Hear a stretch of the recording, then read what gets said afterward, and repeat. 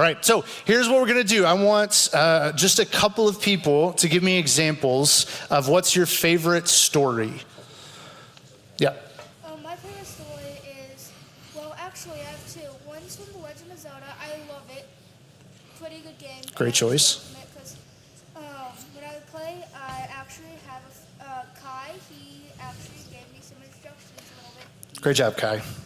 But also we have a friend, Melissa, and my favorite time is when she shared her Amiibo cards with us. She literally allowed us to use them for a game to help us out get through it all. That's awesome. And then the other story is every single year, our parents say that we aren't allowed to grow up. And in the summer, so we go on a trip to Alaska. In Alaska, which down here it's actually very hot, which I don't like about the That's summer. true, yep. My birthday's in the summer also, so I don't like that. So is my sister. But one time when we went up to Alaska, my mom and our friend Miss Amber, they both said that they didn't want their children to grow up. So I'm like, well, we can't make that happen. Only God can. So it was kind of funny. There you go. Great stories. All right, let's get two more people. Sean? Interstellar, great choice. Anybody an Interstellar fan in here? Great soundtrack too. If you're ever wanting to get a little bit of an adrenaline rush as you're studying for something, Interstellar is a great choice. One more favorite story. Yep, right here. Say it again. Keeper of the Lost what? Keepers of the Lost Cities. Keepers of the Lost Cities. I've never heard of that. Well, it's good to know. All right, does anybody want to take a guess on what my favorite, well, maybe this is dangerous, but we'll do it anyways. Does anybody want to take a guess what my favorite story of all time is? School of Rock is a wild choice. Yes, Xander? Huh? Field of Dreams. That's a good choice. I do love Field of Dreams, but no. Passion of the Christ. That would be a good Christian answer, but no. Daniel? The Bourne series. No. Lord of the Rings is correct, yes. Now you guys may be sitting there thinking like, what a nerdy choice, and you'd be correct. But as I think about storytelling, and as I think about stories that I have loved and that have engaged with me in a really beautiful way, Lord of the Rings is the number one choice. It's a beautiful story of friendship, good over evil, all of these things. But the reason I ask you that is I'm sure all of you guys have different options of different stories that you love. But story has a way of engaging with our hearts in a really meaningful and a really beautiful way. Stories change us. We're able to engage with the characters. We're able to walk the journey alongside them. And that story begins to shift and change our hearts. And so I've read Lord of the Rings a bunch of times. I've watched the movies a bunch of times. And every single time, I'm reminded of how beautiful the story is. And I learn something about myself as I engage in the story. And you guys probably have examples of that in your life in some way, shape, or form. A movie that means a lot to you, a book that has really changed you, something like that. But story has a way of engaging with us in a really, really beautiful way. Tonight, we're gonna look at a story in the Old Testament that is seemingly kind of random in the biblical narrative. So if you have your Bibles, you want to open up with me to the book of Ruth. We're going to be looking at the book of Ruth tonight. We're going to do the whole book, so it's going to be quite a journey. But in the book of Ruth, we find this seemingly random story of these two women in their journey after hard things happen. And it's happening during the same time the book of Judges is. And what we're going to see, and we'll talk about this, is that God isn't an active character in the book. God doesn't speak. It's never said that God does anything. Instead, it's a story about a woman named Ruth and a woman named Naomi. And so we're going to jump into the story tonight. As we go, and we're going to look here first, just at the first 5 verses of chapter 1, we're going to see that the story starts on a really heart-wrenching, sad note. All right, so let's look Ruth 1, verses 1 through 5. It says this: "In the days when the judges ruled, there was a famine in the land, and a man of Bethlehem in Judah went to sojourn in the country of Moab, he and his wife and his 2 sons. The name of the man was Elimelech, and the name of his wife, Naomi. And the names of his two sons, look out for these because they're really killer, Machlon and Chilion. Okay, add Chilion to your future child's name list because that's a pretty killer name.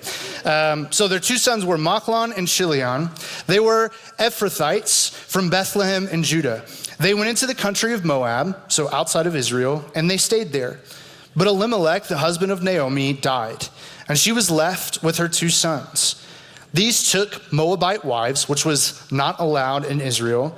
The name of one was Orpah, not Oprah, but Orpah, and the name of the other, Ruth. They lived there about 10 years, and both Machlon and Chilion died, so that the woman was left without her two sons and without her husband. As we jump into this story, the first thing that we read is an absolutely heartbreaking story. Okay, so at the very beginning, Naomi and her family are living in Israel, in Bethlehem. Just take a note of that. It's going to be important later. They're living in Bethlehem, and there's a famine, so there's no food. And so they leave Bethlehem, and they go to a foreign country trying to find food to eat. And they make their way to this place called Moab. It's like a bordering country near Israel. So they go into Moab, and as they get there, they stay there for a bit, and things seem to stabilize somewhat until Elimelech, Naomi's husband, dies. And so she's left with just herself and her two sons. But things kind of stabilize again. They're there for about 10 years. Her two sons get married to Orpah and to Ruth, and things seem to be getting better until tragedy strikes again, and both of the sons die. And so Naomi is left with just her daughters-in-law in a foreign country after all of these terrible things have taken place. And to kind of add fuel to the fire, in ancient societies, women alone were not safe. They were not protected. They didn't have rights under the law. And so for these three women to be alone in this foreign country was really dangerous. Stuff could happen to them at any moment. And so Ruth and Orpah are with their mother-in-law, and they're faced with a choice to either stay or to go. Naomi comes to them and she says, listen, life is not going to be good for me. This is shaping out to where I'm probably going to be in a really unfortunate spot, and we're not going to be safe. And so here's what I want you to do. I want the two of you to leave me and to go back to your parents' houses. There you'll be safe, there you'll be cared for, there you'll have someone who will come alongside you to make sure that you're protected and provided for. And so Orpah, crying, hugs her mother-in-law, and she leaves and goes back to her parents' house. But Ruth has a different response. Listen to what she says here at the end of chapter 1. Do not urge me to leave you or to return from following you. And I want you guys to catch this. This is beautiful. For where you go, I will go. Where you lodge, I will lodge. Your people shall be my people, and your God, my God. Where you die, I will die, and there I will be buried. May the Lord do so to me, and more also, if anything but death parts me from you. And so we get this interaction where Naomi is begging of her daughters, leave, go back to your parents' house. You'll be safe, you'll be protected, you'll be provided for. And Ruth's response is not to cry and to leave like her sister-in-law. Instead, her response is to say, you're not going anywhere without me. Where you go, I go. If you're gonna die, I'm gonna die alongside you. We are in this together. And so I think the first lesson that we get from the story of Ruth is a story of faithful friendship.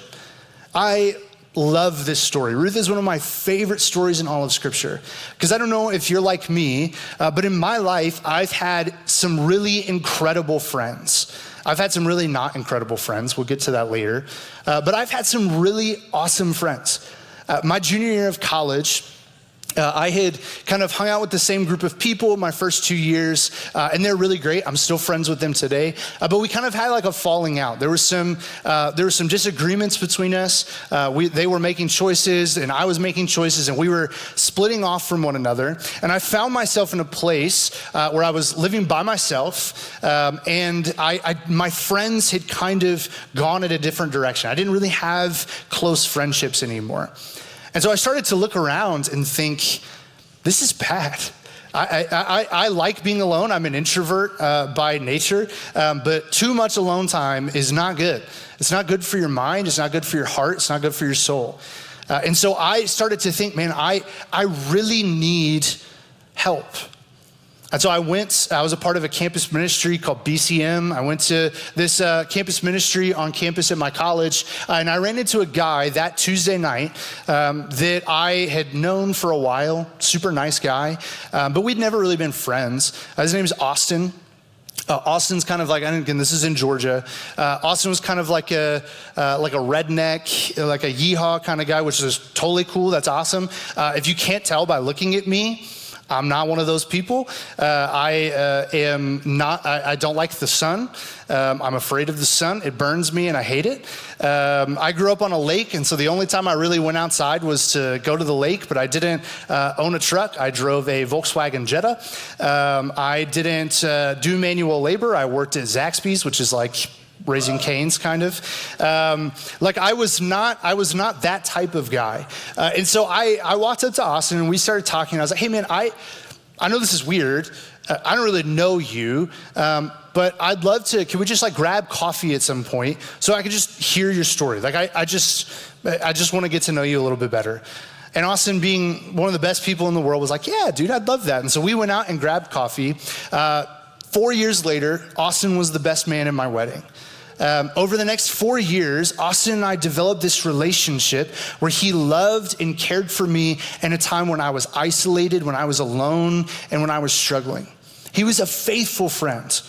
The words of Ruth would be his words. Where you go, I will go. Where you stay, I will stay. I'm going to be with you no matter what happens. He helped me through one of the darkest seasons of depression I've ever experienced in my life, and he was constantly there. Even when I was kind of a jerk, even when I was not thankful for him, even when I was making choices that weren't great, Austin was faithfully with me the entire time. And as we look at the story of Ruth, what we get is this beautiful picture of friendship, of faithful friendship. And the reality, the thing that we can learn from this is that God does not call us to live a life of isolation.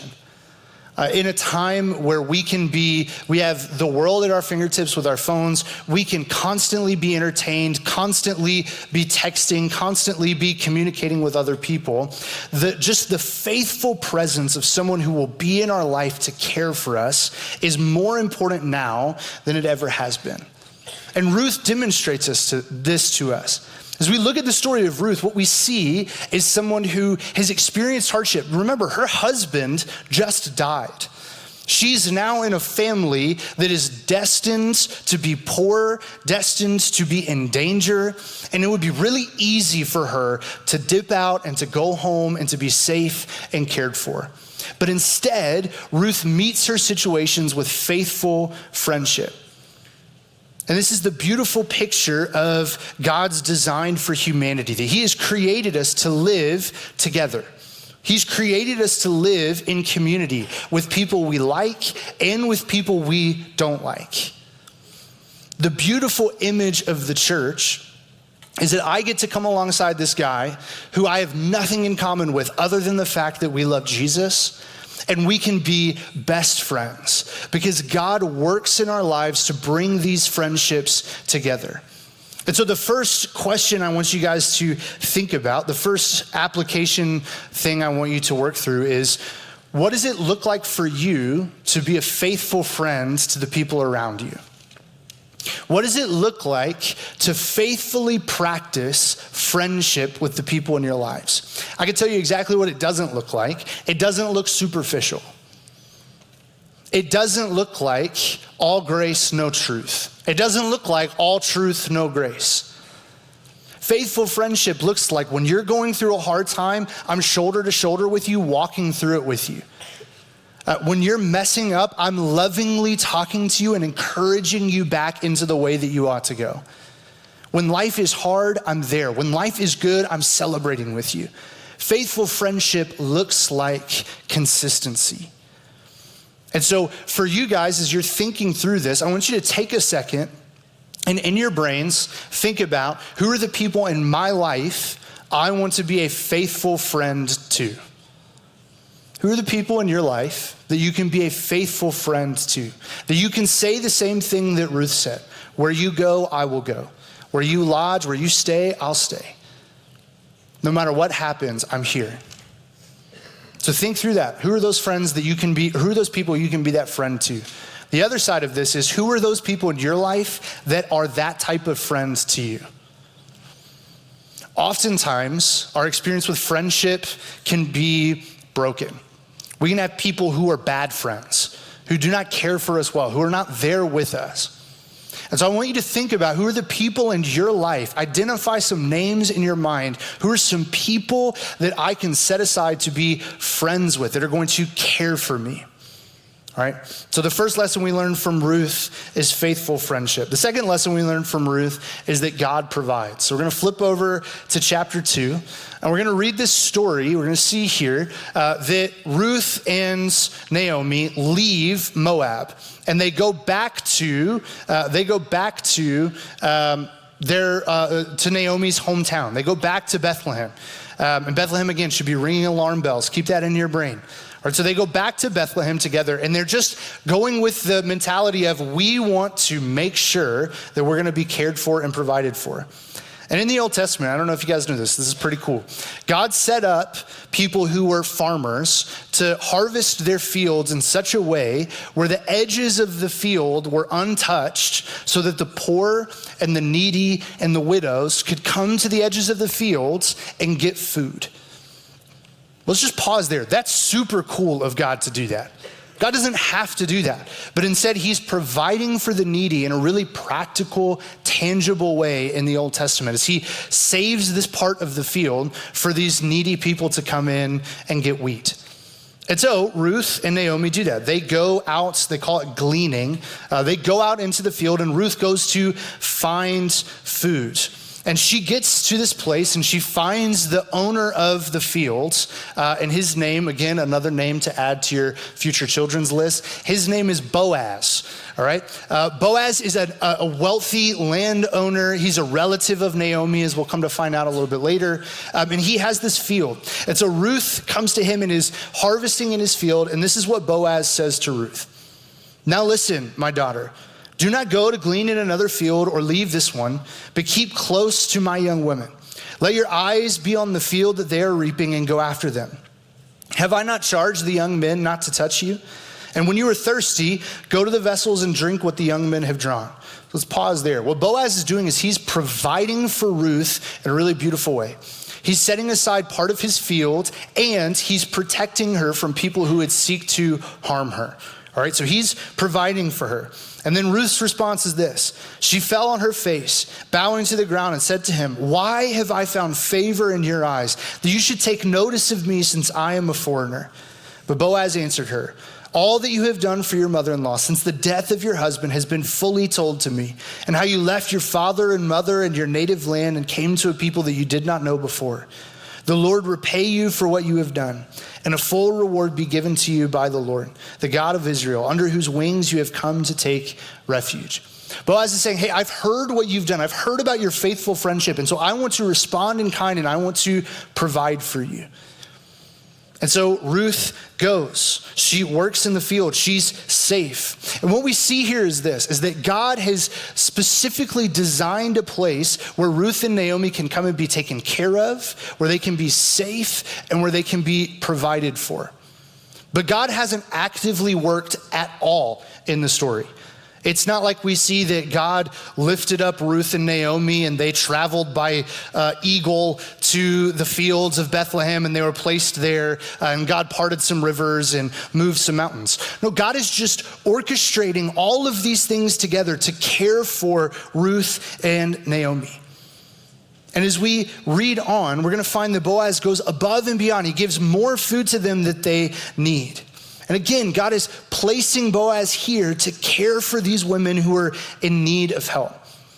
Oftentimes in life, when we look around at the situations that we're in, our first question is, God, where are you? God, what are you doing? This is really difficult. Why aren't you stopping it?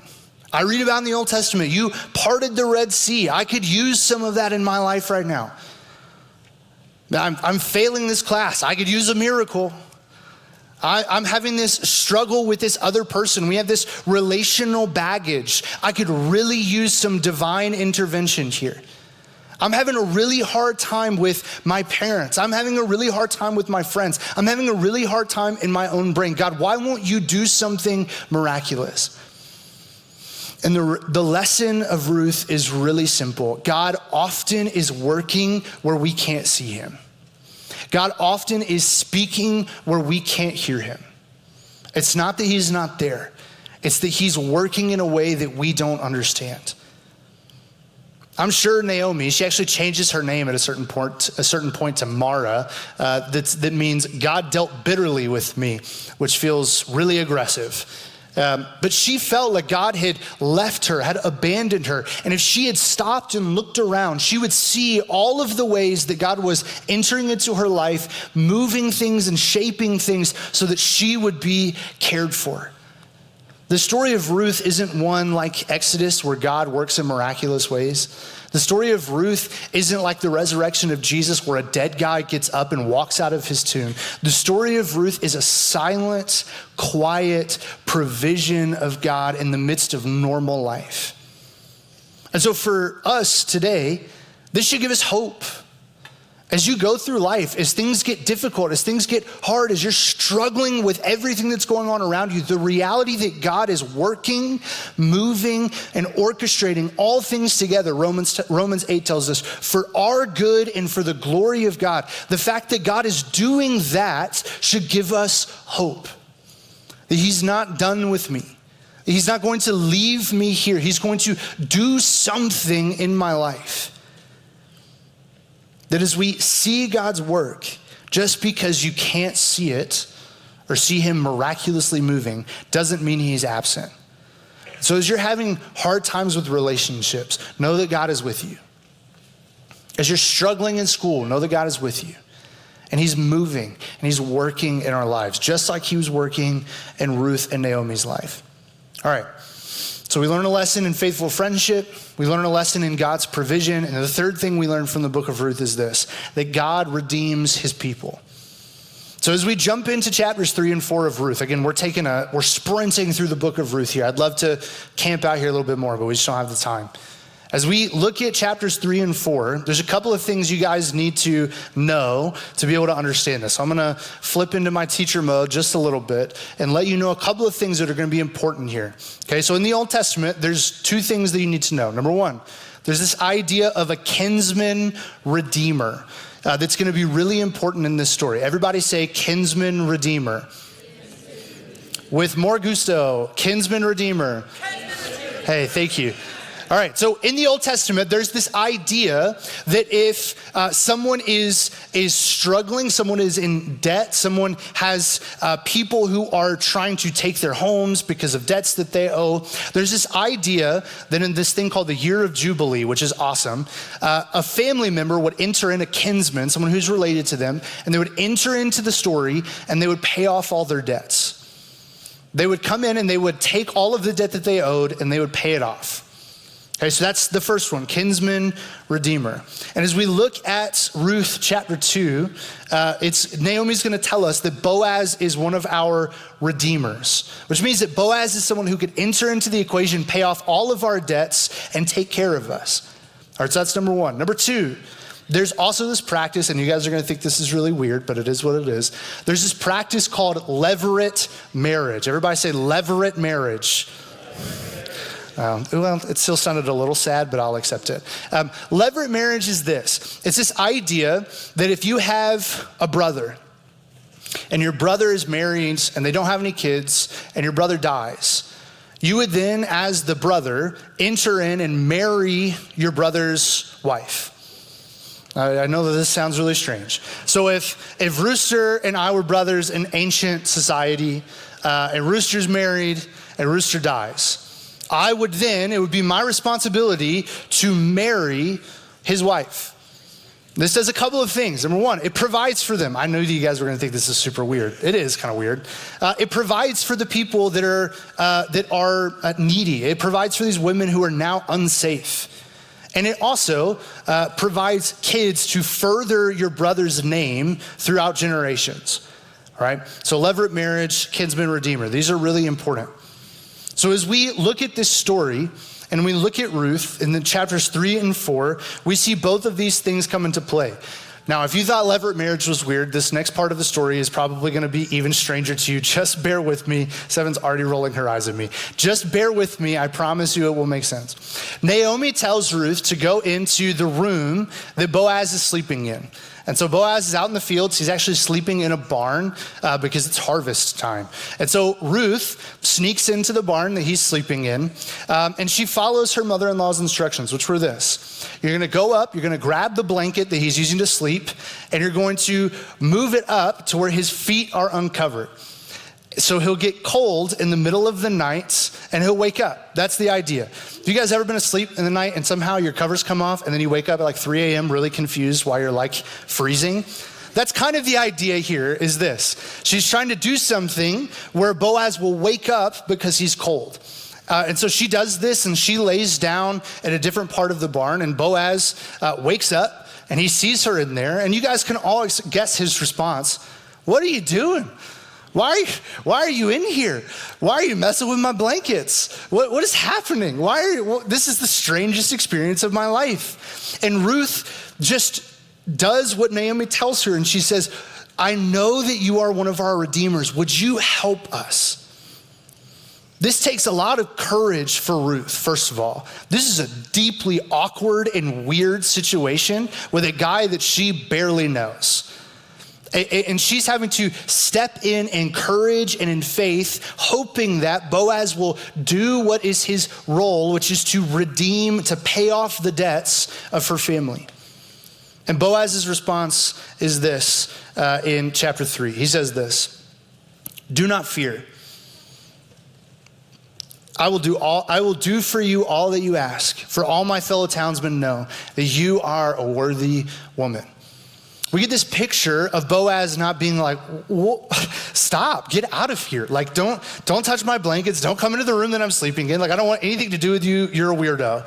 But instead, his response after being like, what is going on, is to respond to her with tenderness and with care and with love and with mercy. He sees that Ruth is struggling. He enters into the story and he shows her mercy. And so he does exactly what he says. He pays off all of our debts, all of her debts. He pays off Naomi's debts. He brings them into his household to take care of them. And then he goes one step further. He doesn't just redeem their family through paying their debts. He also fulfills the practice of levirate marriage and he marries Ruth. They get married. And they have a son. And at the end of the book of Ruth, we get this moment where Naomi has brought her grandson. And she asks, what is his name? And the person who brings her grandson to him says, his name is Obed. Now, does that name sound familiar to anybody in here? No? All right. Does anybody know who Obed's son is? Jesse. Does anybody know who Jesse's son is? David. The beauty of the story of Ruth, I love this story. The beauty of the story of Ruth is it starts with someone who is just a faithful friend. She just says, I'm gonna walk alongside you even though it might end in my death. I'm just gonna be faithfully your friend.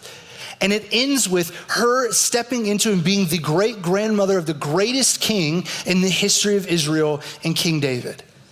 God takes her broken story and he redeems it into a beautiful story. And here's the reality I want all of you to hear tonight. God is doing the same thing with our stories. God is taking a broken story filled with sin, filled with shame, filled with all sorts of ugliness, and he's weaving it into his tapestry and he is making it beautiful. Because, if you guys know, David is the ancestor of someone very important in Christianity. It's Jesus. Ruth becomes the ancestor of Jesus Christ.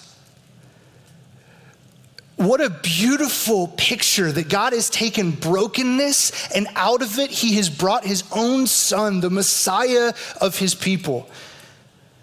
Ruth and Naomi flee to Bethlehem, and then centuries later, a baby is going to be born in a manger in that same town in Bethlehem. And that baby would become the greatest friend that has ever lived.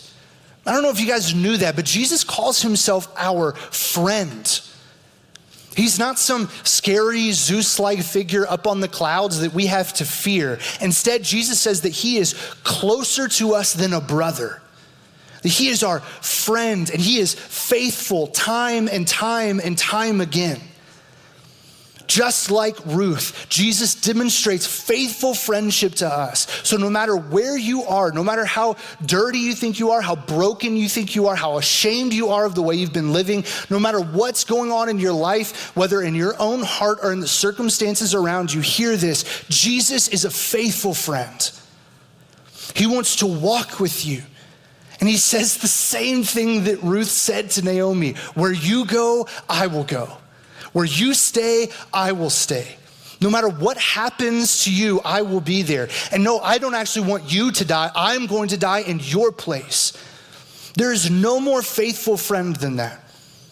As we look at this story, it's beautifully pointing forward to this friend that is going to come alongside us, just like his ancestor Ruth.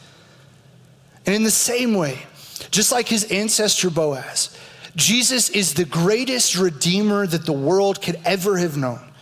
All of us have a debt. Romans tells us that the wage, the sin, the cost, the debt of sin is death. All of us bear that weight. None of us are free from that. We are all sinful, and because of that, we all owe this debt. And just like Boaz, Jesus enters into our story and he pays our debts. He is our kinsman redeemer, the brother who comes in and sees our destitute state, and he says, I'm gonna pay that in full. And he declares it before all of creation that your debts are no longer over your head, but you have been freed, liberated. That's a beautiful picture. And so as we come to the end of the story of Ruth, here's what I want you to hear. Jesus is here with you. Jesus will not leave you. Jesus will not forsake you. Where you go, he will be. Where you stay, he will stay. What you go through, he's right there with you. As life is good, he celebrates. As life is hard, he walks with us, he cries with us, he empathizes with us, and then he picks us up and he pushes us back out and says, keep going. Jesus is here with you. He redeems us. He takes our debt of sin that we in our sins could never pay off. And he says, fulfilled, paid. You're never gonna have to worry about it again because I have given myself in your place. Your debts are paid. I'm your friend, I'm your redeemer, I'm your provider. That's a beautiful story. And if God can do that with two random women in the ancient society where they had no rights and no one gave them a second glance, and he can put one of them in Jesus' genealogy, I want you to think about, what can God do with my story? If God can do that with Ruth, if God can do that with Naomi, what can God do with my story? One that's broken, one that's hurt, one that's filled with shame and sin. What can God do with my story? That's exciting. It causes us to look to the future and think, man, God is working even if I can't see it. God is speaking even if I can't hear him. And I know he's gonna do something with my story. I'm a bad artist, y'all. I can't paint, I can't draw, I can't do any of that stuff. But I can know beautiful art when I see it. And I'm looking at all of you out here, and here are two things I can tell you. Number one, you are a beautiful piece of art that God has created. Ephesians 2 says you are his masterpiece, his handiwork. The second thing I can tell you is this: he's not done yet. He's gonna continue to redeem your story, continue to make your story beautiful. He's not done yet. And man, that's exciting. Let me pray for us. God, we come to you with broken stories, stories of hurt, of trauma, of sin, of shame. And God, we come before you tonight knowing that if we were left to our own devices, we would never, ever be able to pay off our debts. But Jesus, thank you that you have entered into our lives, that you have taken our debt of sin that we owed, and you have said, paid in full if we have faith in you. So God, for the people in here tonight who know you, would you remind them of that truth? That their faith means that you have paid their debt in full and you are the most faithful friend they could ever ask for.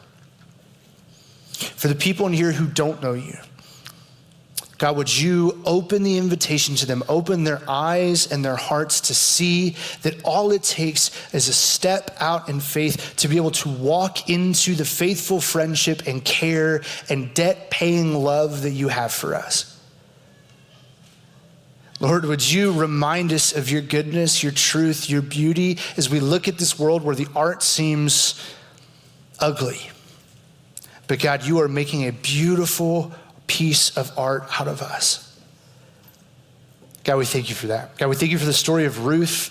God, for her courage and her faithfulness. God, would you help us to be faithful friends like her? We love you. We ask all this in your name, Jesus. Amen.